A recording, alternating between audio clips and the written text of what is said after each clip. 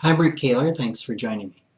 You pay a contractor to fix a drainage problem in your yard, only to discover with the next rain that you have a swimming pool in your basement. You keep getting phone calls from a collection agency about a debt you paid off 3 years ago. Your landlord isn't doing anything about tenants in the next apartment who just got a pit bull in spite of the no pets clause in the lease. To resolve problems like this, you can take advantage of a resource you may not know that you have. It's readily available. You already help pay for it with your tax dollars. It can help you find out what your rights are, educate yourself about scams, and resolve complaints with companies that don't listen or seem to care. The resource is your state's Consumer Protection Agency, which may be affiliated with the State Attorney General's Office or Department of Justice. In South Dakota, for example, the Division of Consumer Protection is a department within the Office of the State Attorney General. As I discovered for myself recently, filing a consumer complaint can be an effective way to get a company's attention.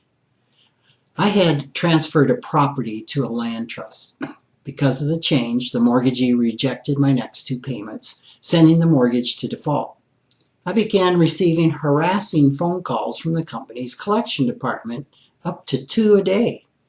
Meanwhile, I was talking with the mortgagee's legal department. After 2 months of passing documents back and forth, the legal department agreed that if I put the property into a living trust, all would be well. However, neither of these 2 departments communicated with each other. Not only that, the collections department maintained that putting the property into the living trust was not permissible and I must pay off the mortgage. I couldn't get anyone in the legal department to communicate with the collections department, so the harassing phone calls continued. Finally, and frustrated I might add, I filed a complaint with the Division of Consumer Protection.